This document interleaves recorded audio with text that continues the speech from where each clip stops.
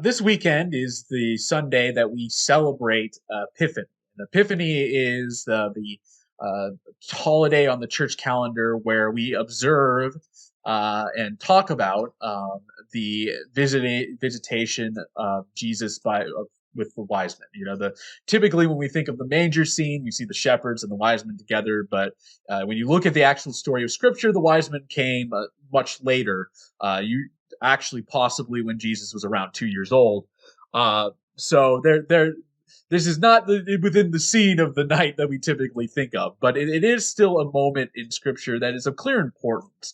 And I wanted today and to kind of focus in on within this story the two sort of different sets of characters here.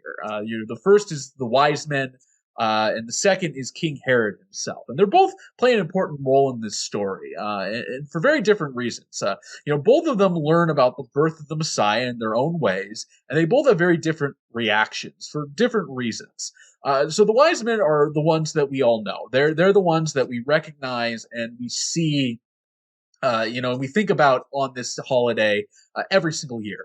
They see a star traveling. They travel from the east and they come bringing gifts. Now, it's been said many times, and I will say it again. We do not know exactly the number of the wise men who came. We know that there was three gifts, which is why oftentimes we think there was three wise men.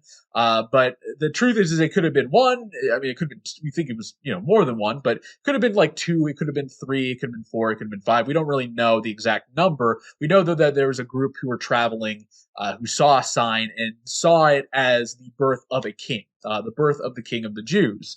This is part of the reason why they were offering the gifts that they were. Those gifts. Part of them recognized him as king, and they also were predicting his death. So they were coming and worshiping someone who they were seeing as a new king. And their reaction is very positive. They view this as a good thing. They view this as as a fulfillment of prophecy, as something that should be celebrated and recognized, and and bring joy out of people. For Herod, though, the reaction is the complete opposite.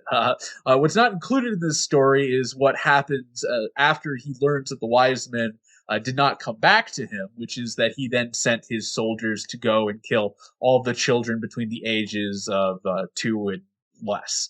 So 0 to 2. So just newborns and all the way up to 2 year olds. And the reason was he felt threatened.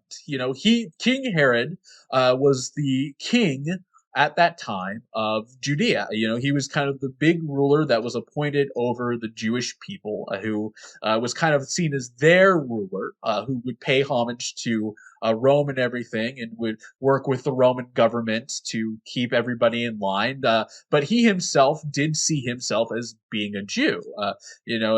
Looking at history, a lot of Jews did not see him in that way, but he himself looked at himself as being a Jew, and he looked at himself as being the leader. So when he learns about the birth of a new king, uh, you he takes the reaction that I think we would expect someone in authority like that to take, which is this is a threat and it needs to be eliminated. And in truth, if Herod, I think, was stronger in his faith, was more uh, in tune with that side of prophecy and everything that's found throughout Scripture, I think he would have actually legitimately joined the wise men in worshiping and in supporting Jesus, because he would have recognized that this is bigger than just simply, somebody who's coming for his job. And even if it is somebody coming from this job, this is the Messiah. This is the person who's being born to overthrow the Roman rule. That is something that he, as a Jew, should be behind. Even if it's a political figure, this is something that, as a Jew, he should be behind. But he's not, because it is to him a threat. And we see here in this entire story kind of a revelation of what the position of both of these individuals, of all these individuals' faith, and where they kind of were in their walk with God.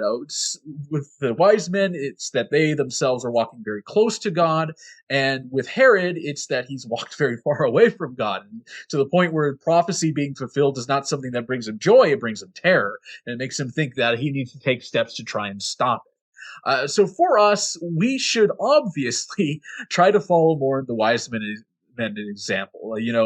When we see things in the world that are clearly of God, we should not try to stop them. We should be able to recognize them with our eyes and be joyful for them and work to support them.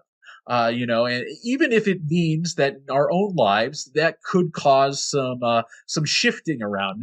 Maybe it will push us out of a position similar to kind of what Herod was facing. But if it's something that is God ordained, we should be supportive of it.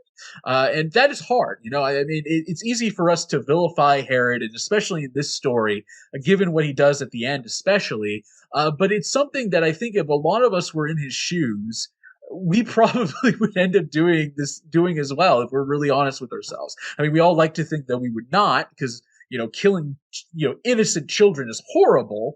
But the reality is we all have this sin. We all have these issues within us, and we all have a tendency when we are in these positions of power or anything else to act in a way that was meant to try to keep that for ourselves.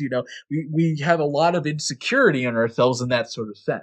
So we should be constantly trying to work to follow kind of the wise men example and be open to this work of God and these ways that His will is being moved in the world. We should be open to making sure His kingdom is done, even if it does inconvenience us in the long run. Now, I'd like to invite you all to join me for our last worship song today.